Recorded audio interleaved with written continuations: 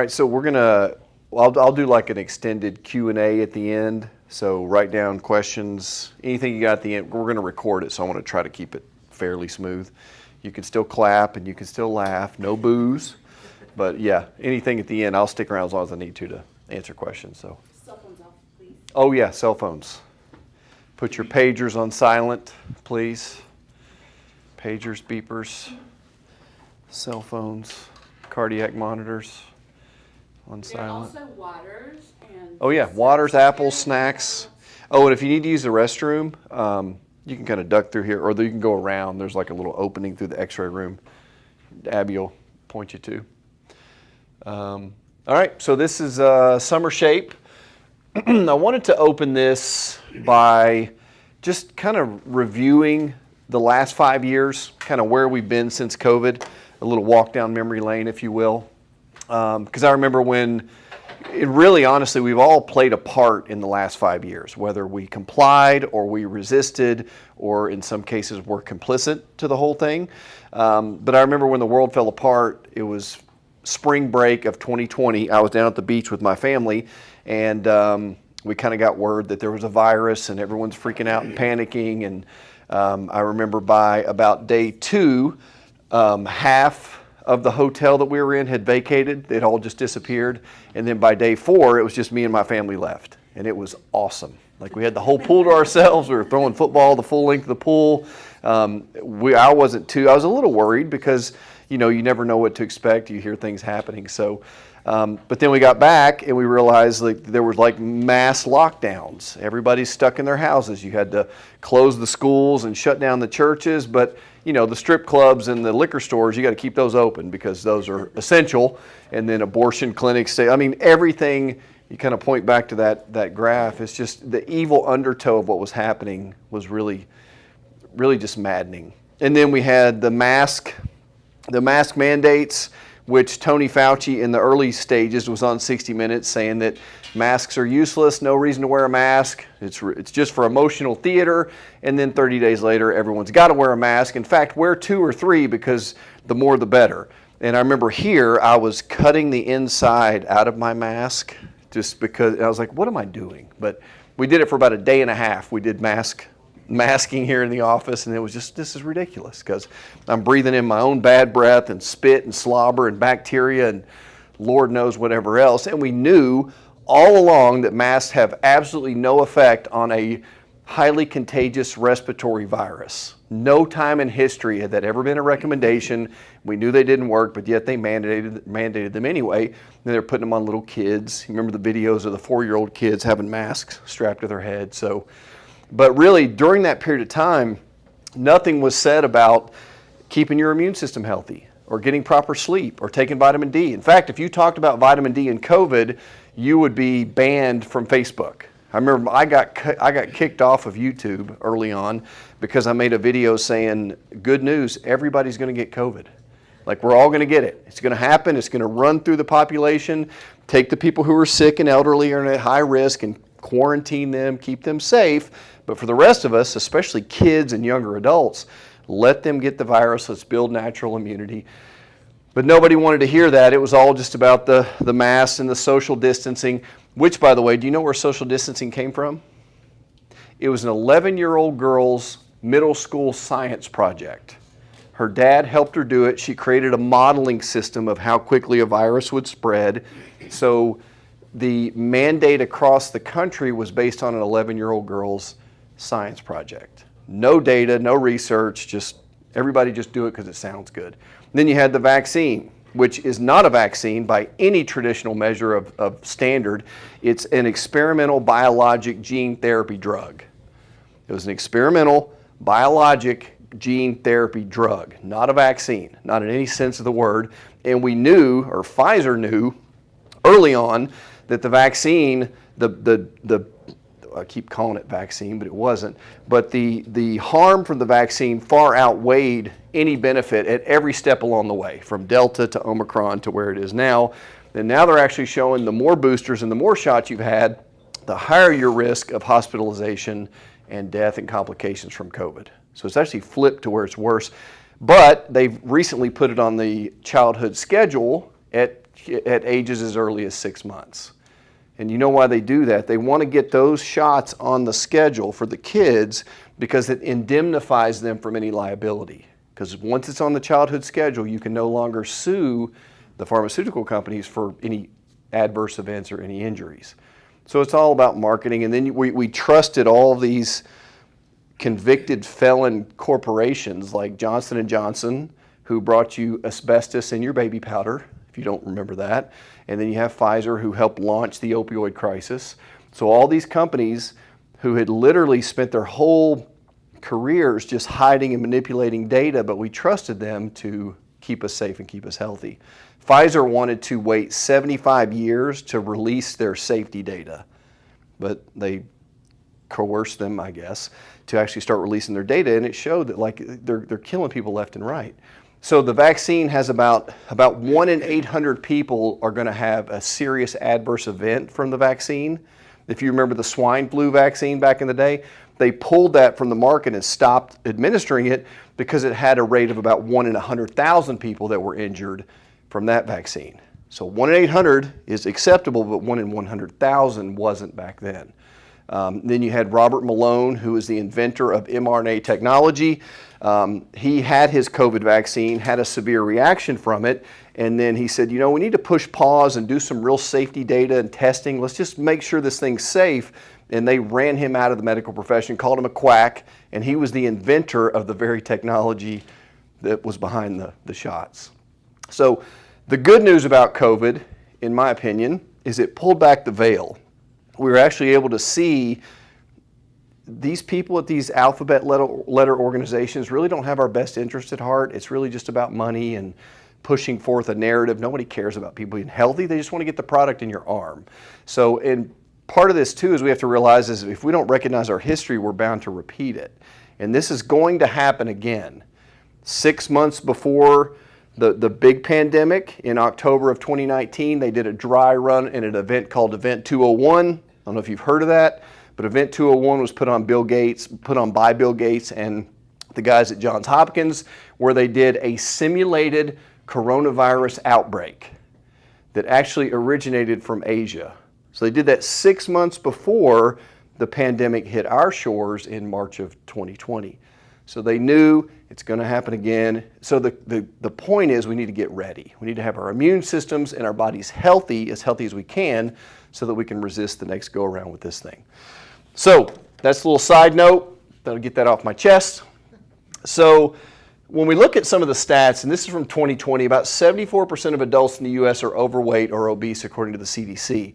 And that was from 2020. So do you think since the lockdowns and the DoorDash and the gyms being closed that number's gotten better, worse, or stayed the same? It's on an upward trajectory. It's getting worse every single year. No wonder the U.S. was hit so much harder than any other industrialized nation. It's not because we had more virus here, it's because we had more sick people here than anywhere else in the country. And then about 23% of people in the U.S. exercise on a regular basis. So it's less than a quarter. And if you look at Tennessee, it's less than 20% of Tennesseans that exercise regularly. I've seen some reports as low as 11% of adults in Tennessee exercise on a regular basis. And what we tend to do is we give ourselves way too much credit for the little bit of movement that we do. It's like, well, you know, I work in the yard, or I like to walk, which again, walking's great. We're going to talk about some of the data around that, but that would not be really considered exercise. 77% of America's youth is considered unfit for military service. That ought to terrify everybody in the room. Those are 18 to 24-year-olds that either for a physical condition or a mental health condition are unfit to serve by the current standards in our military. I mean, that's our defense of our country, but we're so sick we're not able to defend it. 38.4 million people have diabetes in the U.S. Do you guys remember what the two kinds of diabetes used to be called when you were a kid? 1 and 2. Well, now they call it 1 and 2. Type 1, type 2, that's right. But when I was a kid, they called it juvenile onset and adult onset. Remember the days? They had to quit doing that because so many kids are developing adult onset diabetes. And they just set the record a couple years ago of a 3-year-old with type 2 or adult onset diabetes. So we're not only getting sicker and sicker, but it's happening at younger and younger ages. We're renaming diseases because we're getting so sick at such young ages. 97.6 million people 18 and up have what's called prediabetes. So between the two, you're looking at 50% of the population is on the spectrum of diabetes. Was that true 100 years ago? No, not even remotely. But then we say, well, it must be bad genetics. You just have the gene for diabetes or the gene for obesity or the gene for heart disease. Or it's not our genetics, because we'll talk about it in a second. Those haven't changed. It's our lifestyles and what we're doing to our bodies. And here I think is the scariest statistic. 7% of American adults have good cardiometabolic health. So if you do the reverse math on that, 93% of Americans have poor metabolic health. That is over 9 out of 10 people in this country. Is it any wonder we have so much COVID and so much cancer and so much heart disease and so much of every disease? Because we're just inherently so unhealthy. And that's really, I guess, our mission statement, is we want to empower people to improve their health so that they can be who they're made to be and do what they're made to do. Live the life God's called them to live, because when you're healthy, you can do more of what you want to do than when you're sick and when you don't have your health. It's just really that simple. So there's the definition of fitness. The bottom definition, I don't really like as much. The capability of the body to distribute inhaled oxygen to muscle tissues during increased physical effort. Like, who cares, right? The more important one, in my opinion, is the top one. Is that it's commonly defined as the capacity to carry out the day's activities, not only to get through the day, but to get through your day doing what you want to do well, right? Being able to do what you want to do and do it without infirmity or incapacity, and then to pursue recreational activities, travel, golf, work in the yard, pickleball, whatever that is, and then to have the physical capability to handle emergency situations. If your house is on fire, can you get your family and your pets out of the house, or does one of your pets or family have to come in and save you, right? If my daughter falls or something falls on top of her, can I get something off of her? Can I help my family, and can I take care of myself in an emergency situation? I think that's where the rubber really meets the road. There's a great book, highly, highly, highly recommend this book. It's called The Comfort Crisis by Dr. Michael Easter. And in his book, he talks about, in this culture that we live in, we have an absolute crisis of comfort. We want to be comfortable. And he outlines, we are basically still hunter-gatherers. Our genes have not changed. Our genes have changed 0.0004% in the last 10,000 years. So we're the same creatures we were 10,000 years ago genetically, that are wearing loincloths and chucking spears and climbing trees and living outdoors, but we don't do any of that stuff anymore. We don't live outdoors and work outdoors.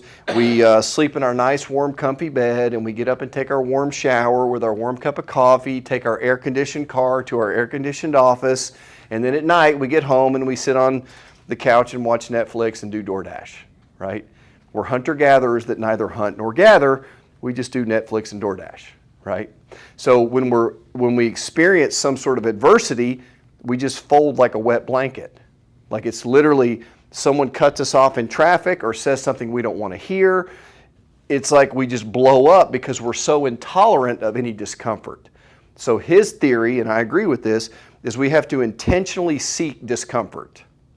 Because I will tell you, the mornings that I get up and I do my morning time and I jump in that stupid cold plunge, which I hate. Every time I hate it, but I still do it, not as regular as I want. And then I work out, and then I get in the sauna and sweat my face off for about 25 minutes. How much do you think I care if somebody cuts me off in traffic later that day? It's like, whatever, buddy. Like, I've done so much hard stuff in the morning, the rest of the day is just kind of a breeze. I'm able to handle complaints at the front desk, which never happened, but if they ever did, I'd be able to handle that. Like, problems with my wife or my kids or friends and family, like we're able to handle those things because we've already experienced a certain level of discomfort earlier in the day. And it builds a thing called emotional resilience. I think we are in a crisis of emotional fragility. Everybody wants to change the culture, change the president, change society so I can feel okay about myself. Was that true 200 or 300 years ago? I mean, 100 years ago, nobody ever even took a warm bath. You realize that? Unless you were a king or a queen, like 100 years ago, you didn't even take a warm bath. And now everything is so easy and so comfy, and food and sugar is so readily available. It's like we have no tolerance level for discomfort. So the key with that is seek discomfort. So I always do like Ben Franklin lists when I'm making a decision. It's like, what's the positive, what's the negatives? So when it comes to exercise, the lie is that exercise hurts. I don't want to work out because it hurts when I work out. Well, the reality is exercise helps to reduce pain, and specifically arthritis. If you've got arthritis, one of the best things you can do is exercise and move your body. And we'll talk about some of the specific ways. Now, you got to be smart. Like if you just had a knee replacement, don't do CrossFit. Like you got to sort of ease in and do what your body can tolerate, but we have to push ourselves to a little discomfort to feel better. I don't have time to exercise. We're going to show you how to get into shape in as little as 4 minutes a day. So it's going to be 4 minutes a day, 4 days a week. Does anyone in the room not have 16 minutes a day to work out? Or 16 minutes a week, sorry. If you do, you got some major time budgeting issues that we can work through, but everybody's got that time. And I can't afford the equipment. The equipment that we're going to show you is either no equipment at all, or it's just real simple stuff that costs 20, 30 bucks maybe. Very simple. So research has found, this British Journal of Sports Medicine, that walking just for 30 minutes was as effective and worked faster than an antidepressant. And if you look, 40% of women over the age of 40 in the U.S. are on an antidepressant. Men are not doing a whole lot better. A lot of people are on multiple antidepressants. I had a guy just the other day said, you know, I've been on 2 antidepressants for the last 45 years. I said, well, when are they going to start working? Like at what point? Because when you get put on an antidepressant, when do they tell you to stop taking it? You're on it for life. If you get put on a blood pressure pill, how long are you going to be on that? Cholesterol drug, how long are you going to keep taking that? Or a Flonase, or well, once you're on these medications, you're on the rabbit wheel. Like they keep you on those medications forever. And there is a time and a place for medications, right? If your blood pressure is 200 over 150, by all means, like you need to take a blood pressure pill. But you need to figure out what's causing that problem in the first place. But for most people, they get the pill, they get the prescription, and they're never told what could cause it or what's actually driving the process and how do we fix the underlying cause. It's just keep taking the pills. 2012 studies found that 4 months of high-intensity interval training increased cognitive function, so the ability to think, recall, and make quick decisions. So if I could give you a pill that in 4 months would increase your cognitive function and your ability to think and recall and make quick decisions, who would not take that pill? But we'll show you there's not a pill, there's a path. So when studied, the people that actually succeeded in the long term, 98% modified their food intake and 90% exercised daily. It's groundbreaking, I know, but they changed their diet and they started moving their body. Like it's really that simple. And there's no miracle pill, there's no miracle shot, no miracle Ozempic, no miracle XYZ. There's not a pill, there's a path. If there was a pill, I would just sell you the pill. Sell it for 10 grand. I'd sell you 2 just in case the first one didn't work, right? But there's not a pill, there's a path. There's a way that we got to do this that really works. So classic cardio, because most people we meet when they say they exercise, they'll usually get on the treadmill, the Stairmaster, the elliptical. They'll do it for 45 minutes to an hour, and they consider that to be exercise. And don't get me wrong, it's way better than doing nothing, and there's a lot of benefits. So if you do this traditional classic cardio, it does lower your resting heart rate. It's one benefit. Does lower your blood pressure, so there's benefit there. Improves circulation, so helps keep the brain young. It aids in detoxification, stimulates your lymphatic system, which is your body's like sewage system. It gets the toxins out of the body. The downsides, though, is over time it raises your cortisol levels, your stress hormone levels. Because when you're on that machine for an hour or 45 minutes, you're creating a long stressor to the body. Remember, we're still hunter-gatherers.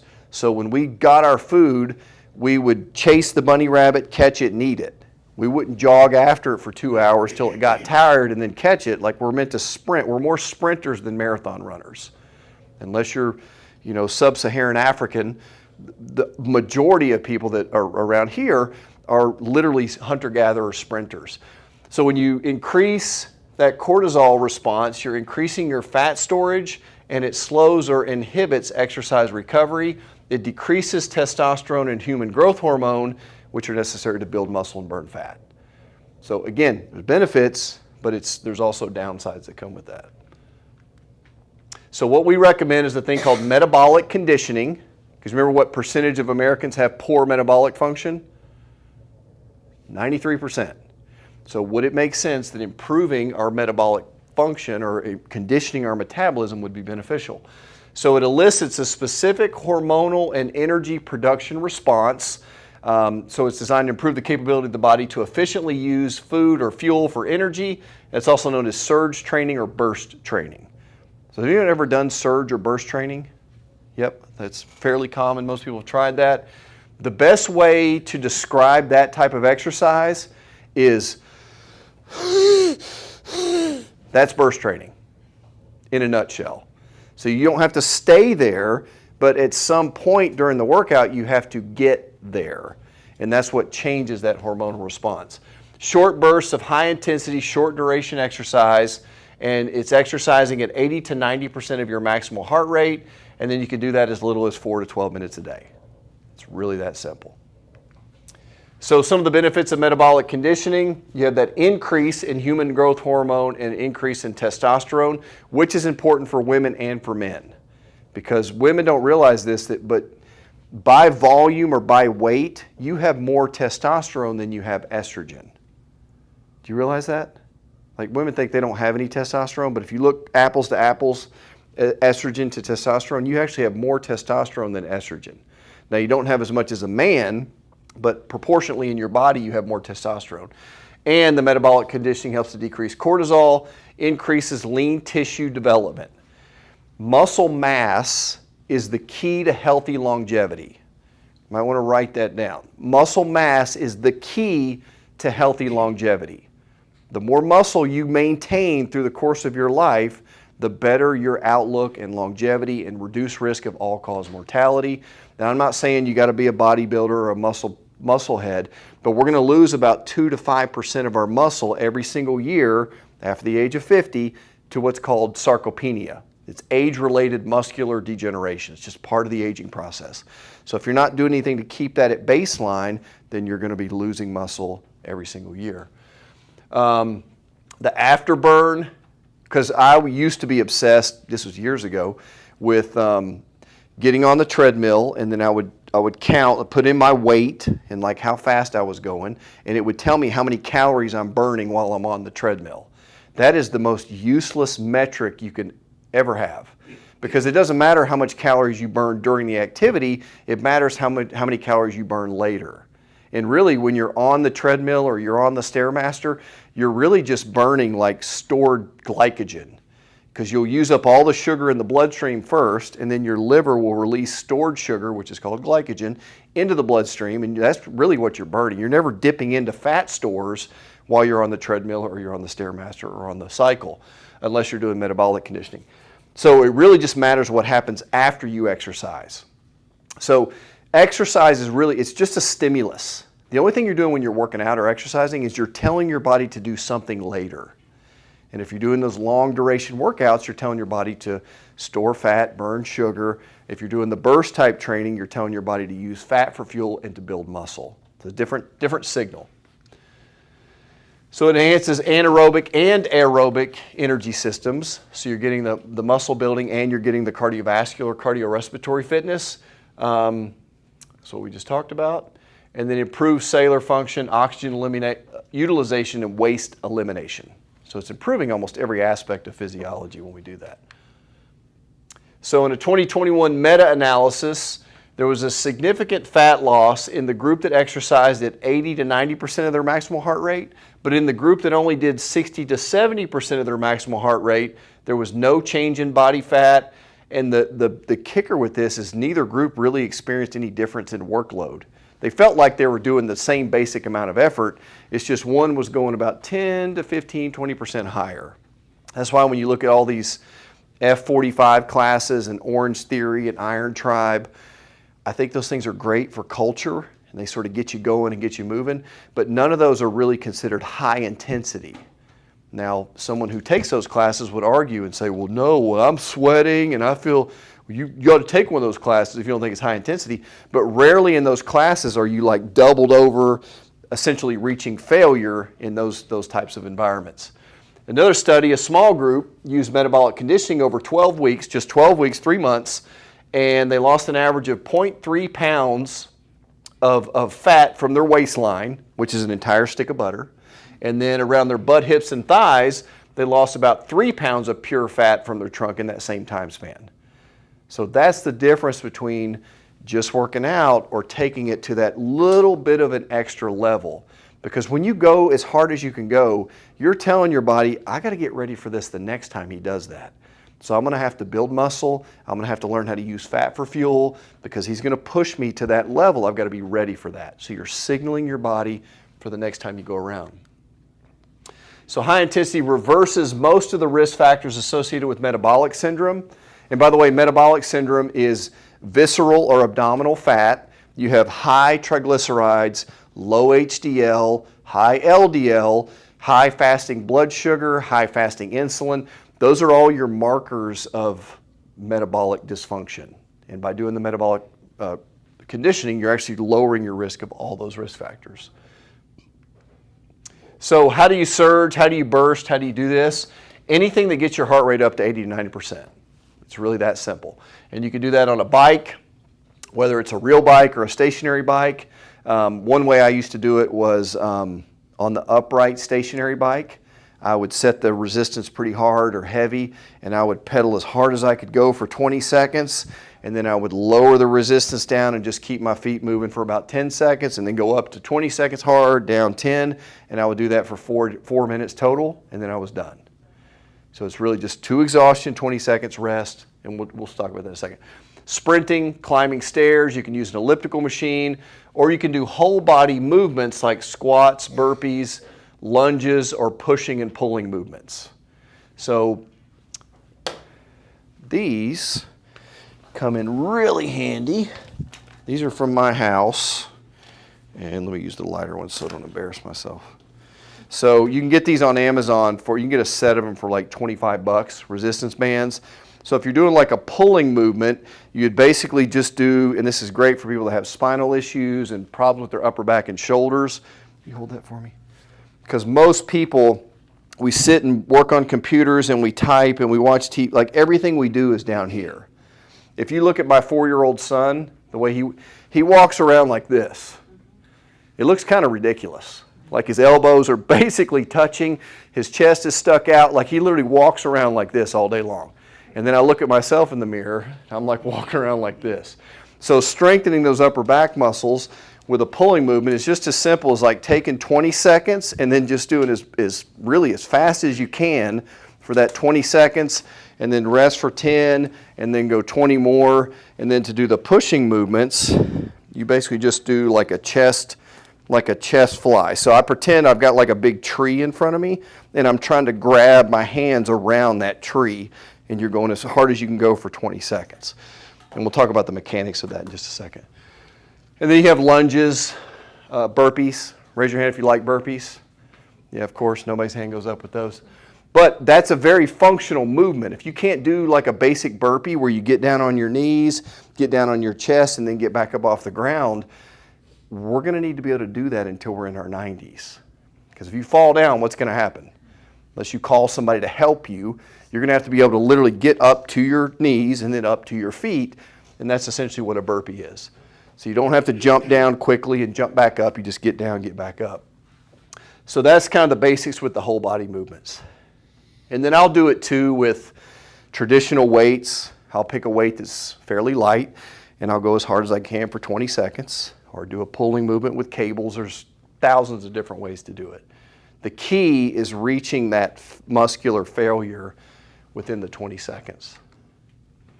So some of the benefits of moving well. You can prevent up to 91% of cases of obesity and type 2 diabetes. It costs about $5.5 million per day.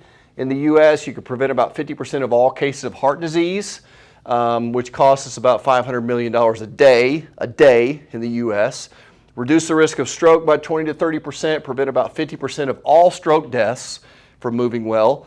Reduce congestive heart disease deaths by about 63%, hospital readmissions for heart failure by 71%. You can normalize blood pressure, reduce the risk of developing high blood pressure in the first place.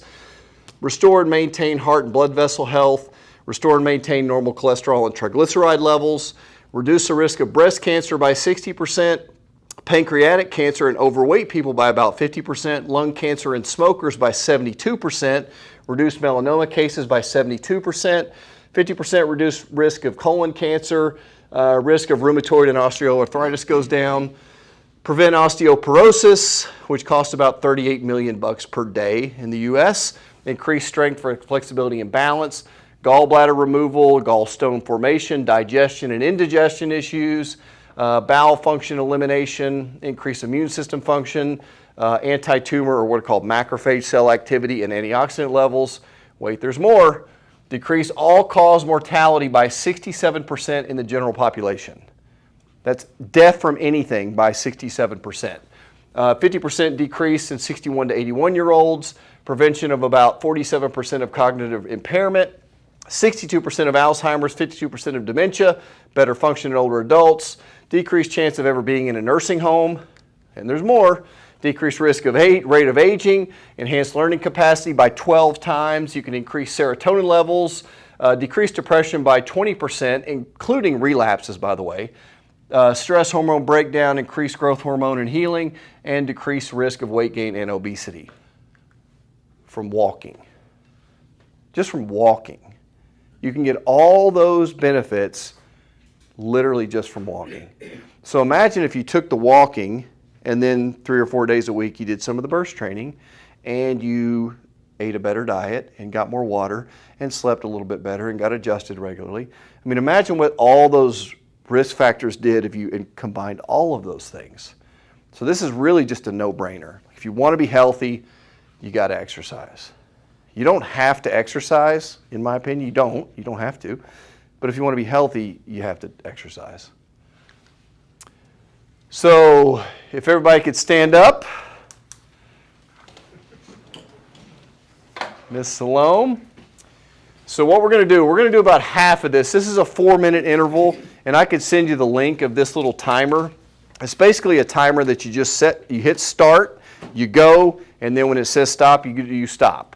And you could pick whatever movement you want. So some people want to do like a squatting motion, so you do that for and you want to try to, don't get injured, but try to go as hard as you can go for 20 seconds. If your knees are bad or you're not comfortable doing that, then you just do like a punching motion. But when you do that, it's not like this. It's like as hard as you can go for those 20 seconds. And watch your neighbor so you're not slamming into anybody. Salome, let it rip. So you got a 10-second little warm-up session here. So when we say go, pick either squats or arm punches, whatever you want to do. Ready, set, go. 20 seconds. Go, go, go, go, go, go, go, go, go, go, go, go, go, go. Hard as you can go. Hard as you can go. Hard as you can go. All right, you're about halfway there. Go, go, go, go, go, go. All right, that's it right there. That's it. I like that. Good job. 4, 3, 2, and then you rest. Now, when you get into this, you get to that rest period, you're going to be like literally trying to catch your breath. You want to get to where 3, 2, 1, go. Go, go, go, go, go, go, go, go, go, go, go. It's the longest 20 seconds of your life right there. The 10 seconds goes way quicker. Go, go, go, go, go, go. 5. This is the last one, so get everything you got. 3, 2, 1, and done. Good. All right, you can have a seat. Good job, guys. A little round of applause for yourselves. But yeah, you want to get to where you couldn't do 25 seconds. So if you could do 20 and you still got a little bit left in the tank, you probably didn't go that hard in the initial 20. You want to be out of breath. But when you get your body to that point where you're and you're trying to really strain to get air in your lungs, that's where you're signaling your body later, over the next 24 to 48 hours, to build muscle and burn fat. Build muscle, burn fat. Secrete insulin or secrete growth hormone and testosterone to build more muscle. So that's an easy little timer. You can do that with a Stairmaster. You can do that with an exercise bike, just about anything. So the Summer Shape Challenge, and this is the 4-4-4 challenge. So 4 minutes of exercise, 4 days a week, and just do that for 4 weeks. Now this is going to be the honor system, so we're not going to like make you check in or write this down. But if you do that 4-4-4 challenge over the next 28 days, which is 4 weeks, the ones that complete the challenge get a $44 credit. I was going to do a $444 credit, but I was like, that's just ridiculous. I don't trust you that much. But $44, you can buy whatever you want in the office. But I will guarantee you, if you'll do that for the next 4 weeks, you'll be cussing me the first week, which is fine. But then at the end of those 4 weeks, you're going to feel so much better. And then you've got a thing called momentum. Most people just need a little bit of momentum. They need some wins. They got to get a little bit of consistency and rebuild some habits. But really, that's the key over the 28 days. So let's talk about some facts about function. And by the way, too, start where you are. So if you're doing no exercise right now, start with walking. You know, don't feel like you have to jump into this. If you're already going to the gym and you're kind of like, with me, I'll get kind of stuck in like a lazy same old routine. I just kind of take up the intensity just a little bit more. Add a little more weight or add a little bit more speed or tempo. Don't get hurt. So the 4 things you got to know about your function, that's your body, my son's body, a dog's body, is that the body's designed to heal itself. You're self-healing, self-maintaining, self-regulating. If you cut your finger, what happens 2 or 3 weeks later? It heals. Sometimes or always. Always. Yeah, anybody walking around with a paper cut from like the 80s? No, because it heals. You sprain your ankle, it heals. Like your body knows what to do. If you get COVID, 99 point whatever percentage, if you're under the age of 90, your body's going to heal itself because that's in the package. We're designed to heal and repair. The nervous system is the organ or the system that controls all health and all healing. So your brain is basically like a little computer. It's a master computer system that sends information down your spinal cord and then out your nerves into all your organs, cells, and tissues. So your brain is literally sending that information about 360 miles an hour down the spinal cord, out the nerves, into the organs, back and forth to tell everything how to function. So the nerves in the top part of your neck, kind of where this blue wire exits, goes to everything like your eyes, ears, nose, and throat, but it also goes to your heart and your lungs and your kidneys and your digestive system. And the nerves in the lower part of your neck go to the heart, again to the lungs. Middle part of the back, they go to the digestive system. And the lower part, they go to the reproductive and the digestive organs. So health and healing happens no other way. If I cut the nerve to your heart, what happens to your heart? Dead, right? Belief or a fact? Anyone want to volunteer? Right? No. If you cut the nerve, the organ on the other end of that nerve is going to be dead. So stress or interference to that nervous system leads to a condition called dis-ease, or lack of ease, lack of balance, lack of homeostasis, your body's ability to heal itself. And that could be chemical stress, bad food, bad air, smoking cigarettes, alcohol, too much sugar. Like those are all chemical stressors, heavy metals. Emotional stress, mental or emotional stress, and then also physical stress. And physical stress really comes in 2 forms. So you have your big T traumas and your little t traumas. Your big T traumas like your car wrecks, falls, sports injuries, you fell off the trampoline or landed funny on the trampoline. Your little t traumas are repetitive motion issues, which is really the biggest problem with most people. It's posture related stuff, cell phones, forward head posture, sleeping on your stomach. Tummies is for dummies, by the way. I don't know if you ever heard that before. So if you sleep on your tummy, we call you a dummy, because when you're on your tummy, your head is like rotated and extended in one direction, your legs kind of kick. Would you walk through your day like that for 8 hours? No. So how healthy can it be sleeping that way? So yeah, like postural things, carrying a heavy purse, high heels, guys wear a wallet underneath their hip. Those are all smaller T traumas. And what those things do, by the way, with the spine, if you take a cross section of any 2 of the vertebrae and kind of pull that out, the spinal cord is running down between the bones of the vertebrae.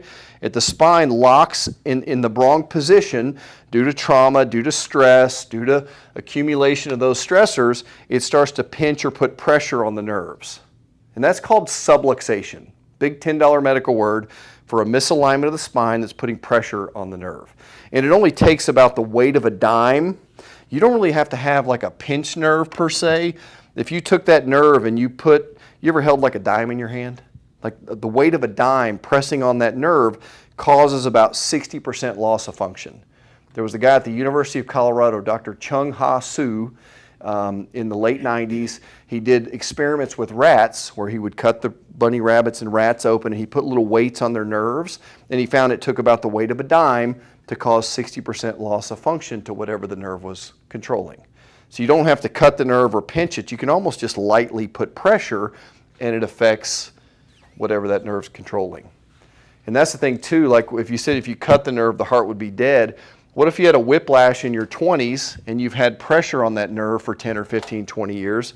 What's slowly happening to the heart? And how many times in cardiology do you go in, you do your stress test and your EKG and your blood test? How many times do they ever say, well, let's check the nerves that are controlling the heart? I mean, never. And I'm not saying this is an is-all, be-all for every condition, but if you go to WebMD and you put in chiropractic and blood pressure, you'll find a study where they did 2 different blood pressure drugs compared to one adjustment. They gave one group 2 drugs over 6 weeks. They gave one group 1 adjustment and then waited for 6 weeks. And at the end of that 6 weeks, the chiropractic group had lower mean blood pressure than the ones that were on the medications. So it's the missing link in my opinion. And from the side view, your neck should have a forward curve, kind of like a banana. If you kind of look from the side, your spine should have a curve. Hold your hand like that. So if your spine should curve like that, that mushy part of your hand is your spinal cord. So it should be like loose and relaxed and mushy. For most people that we see, they're either here or worse, so they've lost that curve in their neck. You kind of see, the reason I do this is because there was a neurosurgeon that stood up in front of a bunch of other neurosurgeons and he had them all do this with their hands. So it makes me sound smart when I do that too. But when you lose that curve, it's stretching and elongating the cord and it's compressing the diameter of the spinal cord. So it's sort of like you're stepping on the water hose that your brain is using to control the rest of your body. And then if you get further along, the curve starts to distort and go the opposite. We get a lot of people who their curve is going in the opposite direction, so it's tractioning the cord. And then eventually your body starts treating it like a broken bone, and that's where we get degeneration, arthritis, things like that. So that's why we recommend as early as we can to check kids and check teenagers and people that are young, because if we can catch this earlier, we can prevent it from getting to that point. And then the fourth key to this is if you remove the stress, you remove the interference, your body's allowed to heal and function the way it's supposed to. So you get the stress off the nervous system, you eat better food, you exercise more, get better sleep, get some sunshine, vitamin D, fresh air. That's how the body's designed to heal itself. So the nervous system, it's been said you can go a month without food, you can go days without water, and you can go minutes without air. How long can you go without nerve supply? You ever heard of a guillotine? Very effective form of capital punishment. It's like 100% effective because the minute you cut the head away from the rest of the body, how quick are you dead? Like immediately, right? There's no question, like that person's gone. So how long you can go without something is really determined. It determines how important it is to your body. Because you can go a month without food. We've seen the Survivor show where they're like a month with no food and they're still alive. You can go days without water, so that makes water more important to your body than food. You can only hold your breath for 3 or 4 minutes, so air is actually more important than water. But you can't go 1 second without nerve supply. And it's the piece of our current healthcare system that no one ever really even talks about. Unless you have a neurological disease, then you go to a neurologist. So some of the warning signs are headaches. We get a ton of people with headaches. The nerves that start in your neck go up into the head, so they control blood flow and cranial blood flow to the brain. Menstrual problems, so the nerves in the lower part of the back control the reproductive and the digestive system. Like we said, high blood pressure, depression, insomnia, sciatica, neck pain, dizziness. Because if you go to your traditional medical doctor with acid reflux, what are they going to give you? A pill. If you go with insomnia, what do they give you? Depression, asthma. menstrual problems, headaches, so for all of those symptoms, and the symptoms are not even the problem. Those things are not the problem. They're just the warning signs. It's just a little dashboard light on the car that's telling you that like something's out of balance here. But all we do in traditional medicine is just take drugs to suppress and mitigate and mask the symptoms. And again, I'm not against medicine for emergencies. Like if you have a stroke or a gunshot wound or you're stabbed in the parking lot, like don't come here. Like go to the medical system, that's what they do best. But if you want to get healthy, you've got to address all those other lifestyle factors to do that. So the chiropractic wellness patients, they compared 65 and older, the maintenance care people, they'd been under regular maintenance care for 5 years or longer versus healthy citizens in the same demographic, same age. So they compared the two. The ones that were regular maintenance patients spent 31% of the national average for their health care. They had about half of the medical provider visits. Their health habits were radically better than the overall population, less cigarettes, and then 98.5% satisfaction rate. Where in medicine do you see a 98.5% satisfaction rate? Not often. And then they had 60% fewer hospital admissions, 59% less days hospitalized, less surgeries, and they spent 85% less on pharmaceutical costs. So you think the drug companies love chiropractic and wellness care and health and nutrition? And no, because they care about what? Money. Because in that system, there's no money in healthy people and there's no money in dead people. So where's the money? Sick people who need drugs. Yeah, that's right. That's exactly right. Yeah, there's no movement in the medical world to get you healthier. It's really just to keep you alive. And they can do a phenomenal job of that. But to get and keep you healthy, whose responsibility is that? Yours. It's ours, right? We're the CEO of our own health. So if you want to lose 10 pounds fast, you want to learn how to lose 10 pounds fast? It's quick. Eliminate sugars. I know, that's where everybody's like, I'm out to no sugar. And sugar's tricky because it's not just like, Skittles and Starburst and candy, but it's also bread because you get into grains. Those are basically converted to sugar. Bread, pasta, cereal, crackers, chips, pretzels, cookies, bagels, muffins, pastries, donuts, all the yummy stuff, right? All those things are sugar. Because if you eat a piece of whole wheat healthy bread, how quickly does it turn into mush when you eat it? It's like immediately. Before it gets down to your throat, you've converted that starchy, quote unquote, healthy carbohydrate into a sugar before it ever gets down your throat. So we got to look at all the grains when we're doing this. And that doesn't mean grains forever, and just until we rewire the metabolic system to burn fat instead of sugar. Remove the bad fats and add the good fats. Do you know what an example of a good fat is? Fish, avocado, butter. Amen. Can I get an amen for eggs and butter? Amen, right? So butter, tallow, ghee, clarified butter. At high temperatures, we prefer. Good for your brain. It's great for the brain. High in omega-6s. So at high temperatures, we recommend avocado and coconut oil. And at low temperatures, olive oil, butter, tallow. Those are your lower temperature. You never want to smoke butter or smoke olive oil. Because if you heat it up so much that it smokes, you just turned a good fat into a bad fat. It's the easiest way to turn it rancid. And some of the bad fats are like your vegetable oils and your corn oil and canola oil and safflower, sunflower, all your seed oils. Those are highly inflammatory. No matter what anybody tells you, there's all the studies that say seed oils are just fine for you have the conflict of interest in the list of the authors of those studies is just glaring. So if your great-grandmother wouldn't know what it is or she's never had it, it's probably not good for us either. Your great-grandmother didn't have canola oil, right? She didn't have corn oil or vegetable oil or margarine, or I can't believe it's not butter. What is it? What is it? If it's not butter, what is it? It's plastic. It's literally one small deviation from plastic.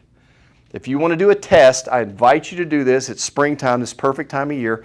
Take a scoop of butter and take a scoop of margarine, put it on a plate, leave it outside, and see which ones the ants will eat. They'll devour the butter. They will not touch the margarine because ants are smarter than we are. They know this is not good. I'm not going to eat that plastic, but we eat it all the time. So good fats versus bad fats. Eat fruit sparingly. Now, this is just in the short term. And with your fruits, you want to stick to your lower glycemic, high fiber fruits. So your lemons, limes, avocados, Granny Smith apples, and berries. Blueberries, raspberries, strawberries, blackberries, all your berries. So lemons, limes, avocados, Granny Smith apples, and berries. Why Granny Smith? Because of the sugar. Now, we conveniently did not give you Granny Smith sitting back there. And if you eat one of those, I will not shame you because we provided those. But in general, lower glycemic is better. So you want to kind of steer away from like your mangoes and your melons and your bananas and your citrusy type fruits, because a lot of those are higher in sugar. Now, when you're on maintenance, if the worst thing that you ate, if you're happy with where you're at, you're feeling good, you've reached your ideal weight, you're metabolically healthy, eat a banana. Who cares? A green banana. Green's better, right? Most people like to eat their banana with a spoon, though. Like the brown, like pure sugar, mushy bananas. I like the green ones. And then avoiding toxins. That's a whole other seminar. We'll get into that later in the year. But toxins are a big, big part of the puzzle.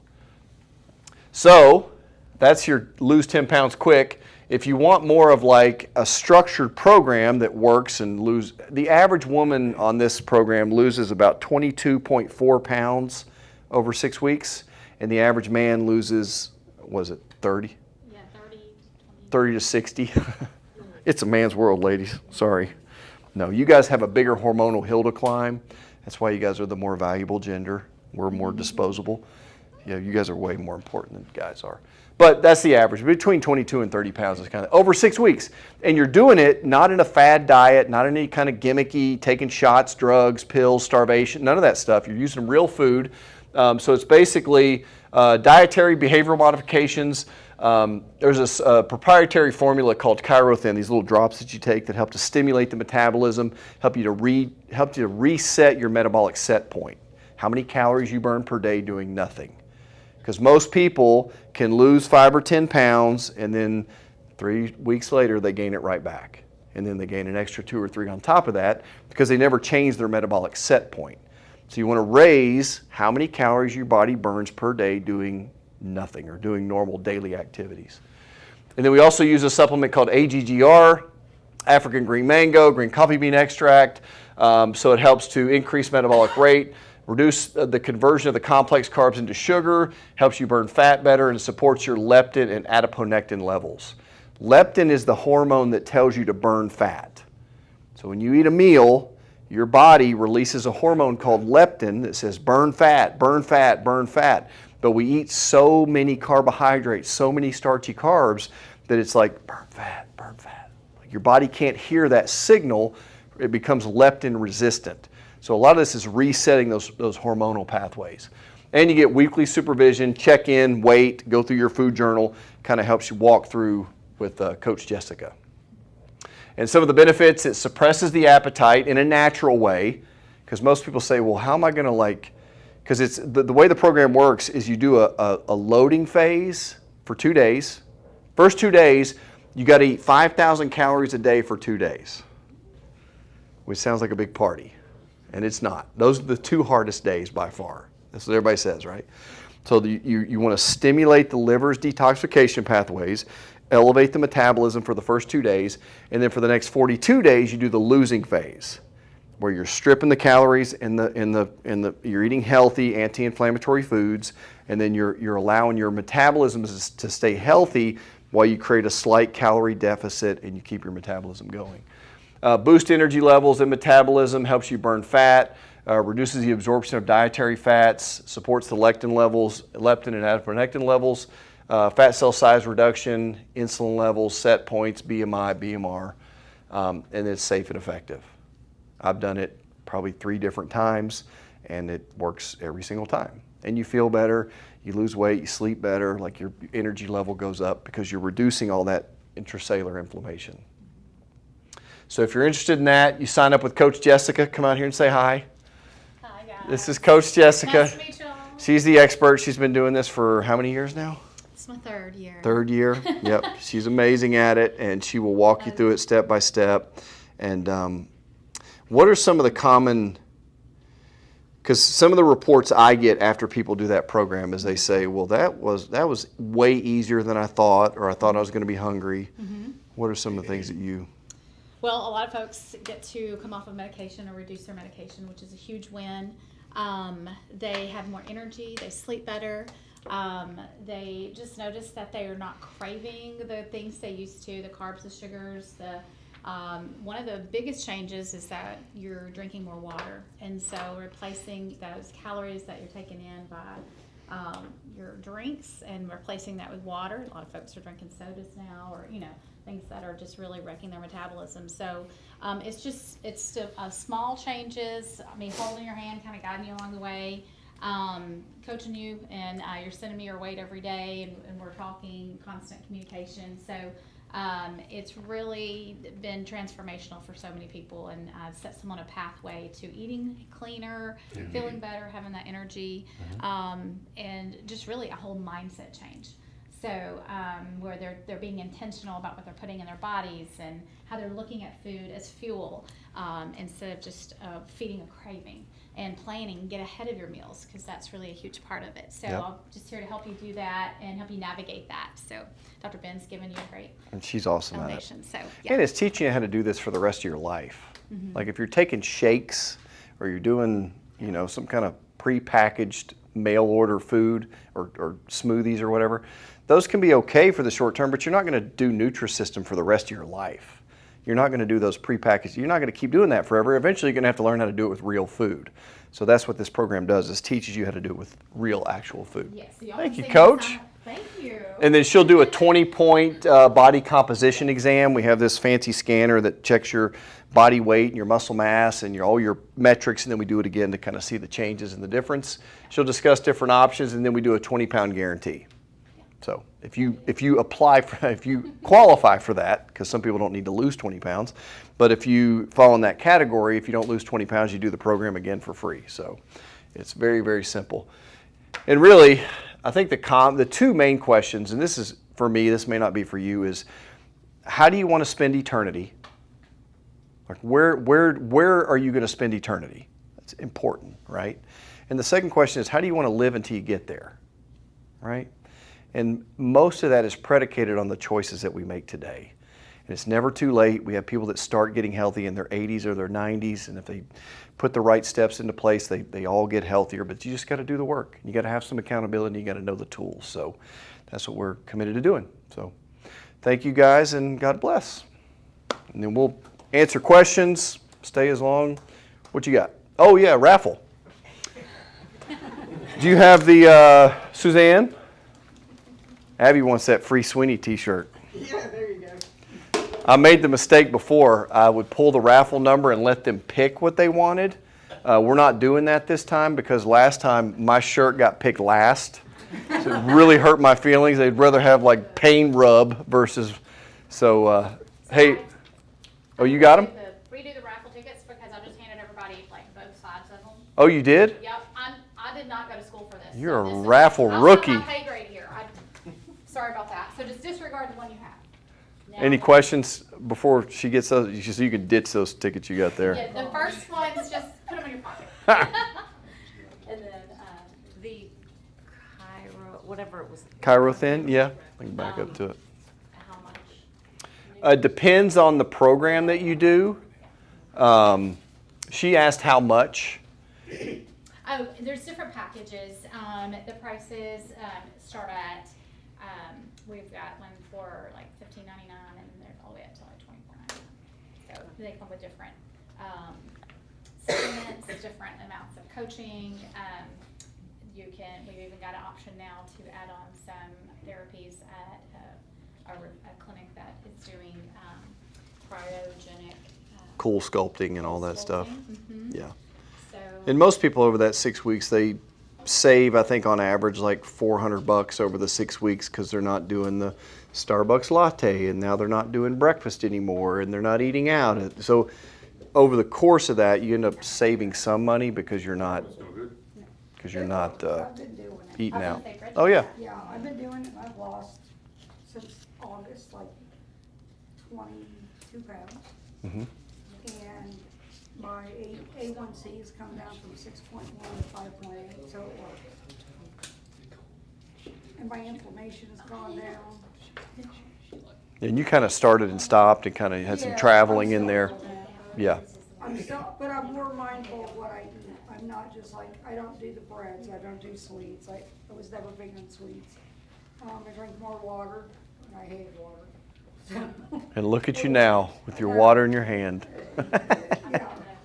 So it works, but you really have to, like, plan ahead, like you said, your meals, or really, like, just focus on you, not your whole family. Yeah. So, and that's the hard part, because I had a family of 7 I had to cook for. And my son won't let me cook now, because he says, Mom, you cook for an army. Like, I don't know how to cook for just one person. What you got? In your exercise Thanks, portion, Bridget. There was the 4-4-4. Mm-hmm. What was the third 4? 4 weeks. Yep, so 4 minutes a day, Right. 4 days a week for 4 weeks. And what was immediately in the body self-healing section? Uh-huh. WebMD. Oh yeah, WebMD. Yeah, you go to webmd.com. I think that's still a thing. But you put in chiropractic and blood pressure. Just put those 2 search terms in there, and it'll pull up a study. It usually pops up at the very top, where they compared them over the 6 weeks. But yeah. We're ready. Yes, ma'am. When you were talking about the COVID vaccines, what are the, you said the side effects, whatever you want, what makes them bad? Oh, the side effects? I mean, anecdotally, the hard data, because what that does is it turns your body into a spike protein production facility. So the mRNA combines with your own genetic machinery to tell you to produce spike protein, or the antibodies to the spike protein, which are toxic, by the way. So in some people that may stay mostly in the arm, and they don't get much of a systemic response, and it's fine, and they're no big deal. And other people, it'll travel to the heart, or to the ovaries, or to the lungs, or to the kidneys, or brain, or whatever else. And then it causes scarring of the tissue, clotting. Clotting is a real big issue. There's a great documentary called Died Suddenly. You have to look, I think you got to go to Rumble to get that, but if you go to Died Suddenly, they take a bunch of morticians. It's just all about morticians, people that do embalming. And they show where they're pulling, on these vaccinated people, they're pulling out strands of this fibrous plaque out of their the arteries and veins that are literally 2 and 3 and 4 feet long. It's just shocking to see what they're pulling out of these people. And you see all the kids that are dropping dead on the soccer fields. I don't know if you've seen the montage of athletes in their prime that were vaccinated that are literally just collapsing and dying of heart failure. Cardiomyopathy and myocarditis and infertility, which we're already at kind of a crucial fertility precipice with this culture anyway. Like our rates of fertility are plummeting. And that's the way you judge the health of any species. If you go to the zoo or you look at the wild boar, their reproductive rates is a marker for the health of the species. So as that goes down, the health of the species is declining. So when we've got measles all over the place, Mm-hmm. should people give their kids measles vaccines? I mean, I would never. I mean, this is my personal choice, just reading through the data. You do high dose vitamin A. You do about 5,000 international units of vitamin A on the first 3 days of the sign of infection, because the kids that die from measles are severely deficient and immunocompromised to begin with. So I'm going to do, probably in August, I'm going to do a vaccine workshop, because a lot of moms with kids. I always say I was anti-vax before it was ever cool, because my daughter's 18, she's never had any. My son's 4, he's never had any, and never will over my dead body. Kids never had any. But you look at the rates. Do I have a marker up here, Suzanne? You know how we treated measles when I was a kid? Parties. If someone had measles, we all went in the same room with them, and we all got measles, and we survived. Dry erase. In a week or two, and. Yeah. And never Chicken pox problems. parties. Yep. And now we're seeing an explosion in shingles Yeah. because the older population is not being exposed to the younger kids with natural wild type chicken pox, which gives them natural inoculation. So when they get into their later years, they don't have a reference point for that virus anymore, so it explodes into a shingles outbreak. So we've mass vaccinated for chicken pox and caused an explosion in shingles. Not only that, but we're having young children after they're born. How many inoculations are they getting? 76 by the time they get through high school. Yes. 76 vaccines, 76 doses of 17 vaccines before they get through high school. Did God create a body that was so broken and deficient it had to have 76 different doses of all these poisonous chemicals? And you look at the hepatitis B vaccine, let's start there. Hepatitis B is a sexually transmitted disease. You can only get it from sharing needles or having unprotected sex. They give it to babies on day one in the hospital, and when they look at the hepatitis B studies, they studied 147 kids. For how long would you think they watch these kids when they test them with that vaccine? How long would you think? Years, a year, months, 5 days. So they took 147 kids, which I would get a larger sample size for one, not just 140, maybe 10,000 or more, and I would watch them for a couple years or 20 years to see what the health outcomes were. But they gave 147 kids that shot. They watched them for 5 days. If they didn't die, well, it's safe. And we give it to babies who are at no risk of sexually transmitted diseases in the first place. They test the mother before she ever goes into labor to see if she has antibodies for Hep B, and then we give the shot to the kids. It's insanity. It's evil. That first slide I put up there. So all infectious disease occurs on a bell curve. Those are the number of cases, and this is over time. So every infectious disease occurs on a bell curve. So you have no cases, and then you have a ramp up of cases. It reaches a peak, and then it naturally declines. All the vaccines show up on the back side of the bell curve. Polio was 90% gone before the vaccine ever hit the market. Europe did not do a polio vaccination campaign, and their rates of polio declined at the same rates ours did. Remember scarlet fever? Never had a vaccine, and it went away. Typhoid fever? Never had a vaccine, and it completely went away. But diphtheria, whooping cough, diphtheria hadn't had a death in like 30 years before the vaccine ever hit the market. Measles was 99% gone. The death rate was 99% gone by the time the vaccine hit the market. So these vaccines show up at the 11th hour, and we say, wow, look at this no longer here anymore. They give them all the credit when the disease was actually going away anyway. And in a lot of these cases, you'll see the vaccine come into play here, and you'll see an uptick in cases, and then it goes back down again. Natural herd immunity. Herd immunity, plumbers should get more credit than the vaccine manufacturers. Because indoor plumbing, we don't have feces running through, we have clean water, we have refrigeration, we have antibiotics now, we have access to emergency medical care. That's what got rid of those diseases, not the vaccines. They renamed polio to inflammatory encephalopathy. They changed the definition criteria for the disease, and then magically all the cases went away. And consequently, they sprayed the areas that were hit the hardest with DDT because of the white moth. You can look all this up. This is all public data. And they think DDT was probably the cause of polio, not the virus. And why did it happen in the summer, not in the winter? And what do we do with DDT? Uh, Shipped it off to Mexico. Right. Yeah, to other countries. Yeah. What'd you have?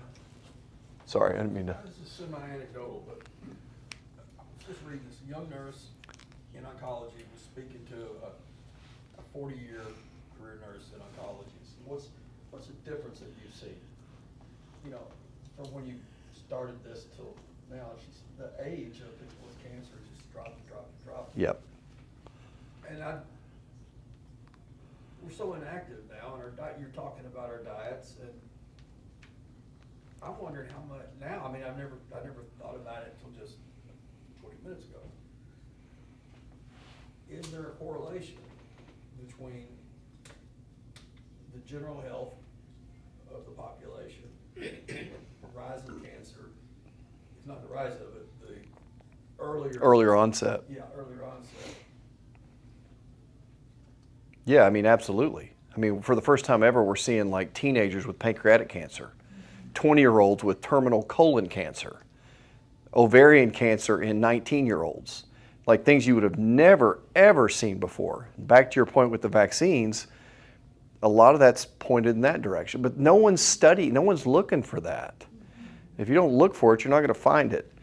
But Pfizer knew from day one that the COVID shot was doing way more harm than good. They knew that in the Delta variant, what was the Omicron was the next one. They've known at every step along the way that the virus was less risky than the vaccine, but yet they mandated it. And you're going to kill grandma, or you're a racist if you don't get it, or all the other tropes and everything they told you if you didn't get that shot and you didn't comply, or you'd lose your job, or you couldn't travel, or like we did that. We allowed them to do that to us. I walked out of the doctor's office because they told me I had to stand in the hallway if I didn't wear a mask. Oh yeah, So I said, well, I'll find another doctor. I left. good. That's how we change things, is we vote with our feet. I remember I quit going to the Y because you had to stand, the workout section, they'd only let 3 people in there. So you had to stand in line in the hallway where everybody's walking by so that I could get into the 3-person. I was like, this is, what am I doing? I was like, I'm done with this. I'm not doing I this. felt like I could sit in my car until my appointment. Yeah, Bye. right. And I went to the toy store with my son this morning. They still got the 6 feet of social distancing thing on the floor. He's like, what is that? I was like, that's insanity. Just keep, that was something stupid we all bought into for like 2 years. Like, keep going. Yes, sir. Well, you say COVID, that's that, the Fauci flu is he talking about? Yeah, Okay. the Fauci flu. In the He's birth- pardoned, by the way, so you're good. Yeah, he might not be, we'll see. In the hit or burst training, the 4 minutes, is that 20 seconds on, 10 seconds off, 4 minutes? Yep, that's it. Set the timer for 4 minutes. You can do 20 on, 20 off when you're starting to get a little more rest, but you want to let your heart rate recover and then back up and back down and back up and back down. Problem is we do this steady state stuff where it's like same heart rate over 45 minutes. 10 seconds on at first, and 10 seconds or 20 seconds? Yeah, you can tweak I it. mean, I was, the first 15 seconds, and I was there. Yeah, great. That's perfect. Then it's going to be more effective for you in the first 30 days than it would be for someone who's more conditioned. That's actually, you'll see quicker results by doing it that way. And in the HIIT training, Mm-hmm. we're talking about it, heart rate at 80 or 90%. Mm-hmm. Now I know you've got age. Yeah, 220 minus your age. Yeah, but does health conditions weigh? Is there a metric for health conditions that would lower? For sure. How do you figure that? I pay less attention to the heart rate metric and more to that perceived maximal exertion metric. I think matters more. More about Like when you're just I can't do another 5 seconds. Like, you know you're there when you're just spent. Yeah. If you were on a regular walk Mm-hmm. and you just went Mhm. super fast Mhm. walk to increase that heart rate. Great. Good. Yeah. Performance, that. Yeah, I have a lot of people that, like, that's what they do is they walk. I say, well, one time during your walk, you got to get out of breath. Just once. That's all I ask. Slow back down. Yeah, and then just slow back down to a normal pace. But you're pushing your body to that point to where it's signaling the hormonal cascade. Ooh, we got to build muscle. Ooh, we got to burn fat. Like, it's telling your body what to do later. That's a great place to start. I had a lady that she literally could not walk, so she was doing air punches in her chair. She started there, and then she got to where she could do like a kind of a sort of half a squat. And then she got to where now she jogs and does 5Ks. So you start with where you are, and then you just build up on top of it. Play the long game. This is not about, we got to do this in 6 weeks. Like, great, but reality is I want to be doing this when I'm 90, right? Lose weight in 6 weeks. You can lose the weight in 6 weeks for sure. But yeah, don't get hurt. Like, don't be irresponsible. I think we run more of a risk of getting hurt by being deconditioned and frail and fragile and old, right? I want to die young as late as possible. That is my goal. I want to live long and die quick. I don't want to be in a home, sponge bathed by a stranger, looking at a big tray full of pills every day. Like, I don't want that. I want to just run hard and die quick. And there's no guarantees. Who knows, right? But we can move the needle. Any other questions? Go do it. Raffle? Raffle, yes. Okay. You want to draw the numbers? Sure. Okay. This Got is these for right here? this is for the T-shirt. Oh, okay. Who's the lucky? Sweeney T-shirt. Who's the lucky loser? 214. And if nobody speaks up, I'm really going to be hurt. I don't even want the free T-shirt. That's right. Amen. This is for which one? Which one? You pick. Oh, the pain reliever. Pain relieving. It's our branded paint with some free samples of electrolytes. Ooh. Um, Pain-free and hydrated. what did I say last time? 214? Yes. 210. This is me. That's you. There you go. Thank you. Congratulations. Next one, creatine monohydrate. Have you guys ever heard of creatine? A lot of people have heard of that for like weightlifters and bodybuilders and athletes, things like that. Creatine is actually if you do a Google search on the research with creatine, way beyond just for muscle endurance and fitness, it's a nootropic. So it's been shown to improve cognitive function, brain activity, stress repair, relaxation, ATP in the mitochondria. It really has a metabolic conditioning effect. Completely safe. It's never been really shown to have any adverse events.